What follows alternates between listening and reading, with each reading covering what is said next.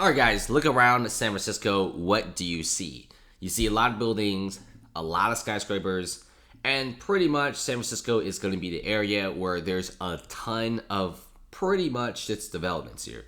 I mean, just look at the riverfront, a lot of new developments like this building right here, a condo building recently built, skyscrapers everywhere. You got small buildings over here. You got maybe new renovations in the Mission. But what's happening to San Francisco? Well, let me tell you guys, building permits are down 73%. There's virtually no more building, okay? Building is basically dead. If you combine the word building and San Francisco together, it's probably not going to mix well. Now, if you look at places like New York City, there is a crap ton of building. Every single day in New York City, there's always new skyscrapers being popped up. Places like Miami, a ton of new construction. Dallas, Houston, Fort Worth, a ton of new construction. But what about good old San Francisco, right? Are these guys getting any sort of new construction? Because all I see is like older buildings, older landmarks. Well, long story short, no. Construction employment falls 8% in San Francisco since 2020. Building permits are down 73% since last year. These hard hats are becoming more scarce than ever before. Now, a lot of these guys are still on the payroll, but if you look at this, 73% down, the building permits. That's crazy, right? It used to be like a huge, whole entire streets are being renovated. Like a lot of buildings are being torn down and skyscrapers are erected. But now, nobody wants to build in San Francisco. I wonder why, right? You know, bad street conditions, huge amounts of shoplifting. In fact, San Francisco has already lost like 150,000 tech office workers, and these guys aren't coming back at all. In fact, if you look at what are some of the numbers and what a lot of people are saying, a lot of these buildings are getting foreclosed. So there's only building if there's a lot of demand for it, right? But when there's not even demand for foreclosed buildings, San Francisco is basically a pile of dump. And for all the guys out there who's like, oh, why isn't there building permits to turn offices to apartments so we can have some affordable living? Well, guess what? It takes $800 to $1,200 per square feet just to convert it. At that point, just buy a suburban house, right? And the owner of two San Francisco's larger hotels are pulled out of the city. These hotels are on the market for a very long time already, for a few months now. Is anyone buying this? Absolutely not. And I guarantee you, they're probably lowering the prices behind the markets every single day, but not a single person wants to buy. I wouldn't buy it either.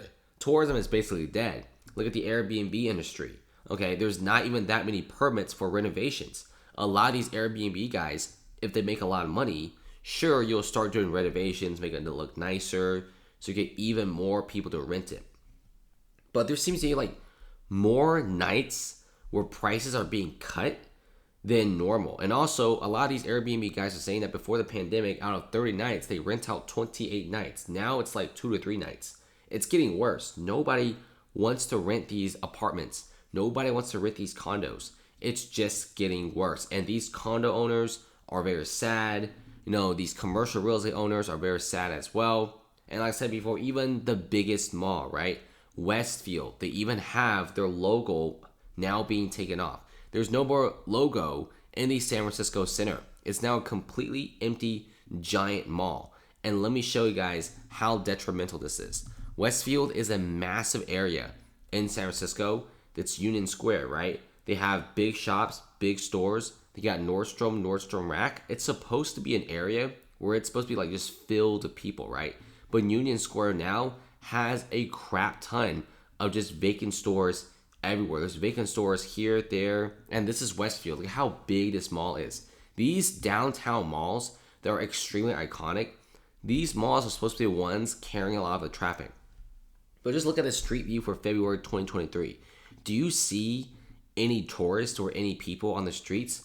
Absolutely not, okay? And if you just pretty much compare this to just a regular Google Street View in October 2019, you see just a little bit more people around. Westfield Mall is basically dead. And has anyone tried to swoop in and buy the mall? Nah. The reason why they went foreclosure is they can't find a single buyer willing to buy this. And they could probably sell it for $200 million, but nobody wants it. Who in the world wants a $200 million vacant mall that could barely get any tenants? And I mean, look at this. Okay, I kind of see why nobody wants to go to San Francisco. San Francisco is so screwed. When you have this, when you have literally every single item being locked up, this is as dystopian as it gets. In fact, it's so bad even 5 Walgreens in San Francisco closed down because they were spending more money on security to prevent shoplifting, and they're actually losing money at each store. So they're leaving as well. Whole Foods is leaving. Actually, they've already left. Nordstrom is now doing like this massive sale in San Francisco to sell all their items before they close down. This city is so screwed up. Look at this, guys. This is going to be, Westfield, right? The Ross is closed. The Gap in Union Square is closed. You also have Westfield's boarded up. You got more boarded up buildings here. There's nobody around. There's no tourist. Look at how sad and vacant this is. This is supposed to be a place, Union Square, where supposed to be a lot of people are supposed to be walking around. We're not talking about 2-3 people. We're talking about hundreds of people walking through this place, carrying shopping bags, tourists with the cameras out. But no, it's now completely empty, and it's only going to get worse and worse from here as more and more restaurants. I mean, look at this, okay? Over 400 San Francisco restaurants closed in 2019. And now you got thousands of restaurants closing in San Francisco. It's only getting worse. Right? Building permits, the reason why they're not going up is of all these vacant areas popping up. When you have this many vacant areas that can't even be rented out or sold, why would anyone have the right minds to launch a massive construction project? Now, there's a few guys out there that's doing like construction projects, which I could definitely show you guys. It's pretty interesting. You got like a Trans-American Pyramid building. That one is actually having like a $1 billion renovation. It's pretty nutty, right? But if you also look at this, AT&T announces closure of San Francisco Union Square flagship store. This was like a really, really good store, but now stores in downtown, like what everyone's saying, only work when people walking by see cool shops. And with the foot traffic being so low, and with downtown buildings like where these office workers work all the time being mostly vacant, like Facebook, this building here, left 181 Fremont Street. Like, they vacated out like 500,000 square feet of office space. They gone, right? Salesforce is like half empty. In fact, probably more than half empty because their game room is completely empty. Several of these shiny skyscrapers have some of the highest vacancies. And you see these smaller buildings, yeah, they're empty too, with Slack exiting out a whole entire building.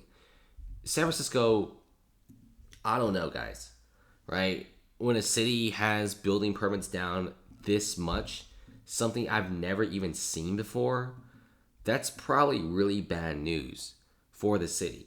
And not to mention, so many of these other stores, they're not coming back. Like when Gap closes, when Ross closes, when Westfield leaves, they're not coming back. And with pretty much the city running low of money, they're just going to be kicking the can down the road. That's what San Francisco does. They just kick the can down the road.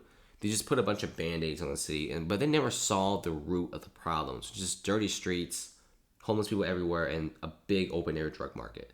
I mean, use some of the money to fix that, right? Fix it, and I guarantee you everyone's happy. The homeless are happy. The investors, the people who live here and work here are happy. Everyone's happy, but nothing's really being done, and it sucks for San Francisco. But let's see what happens, okay? This is still one of the craziest and wildest cities out there, and let's see what their next move is.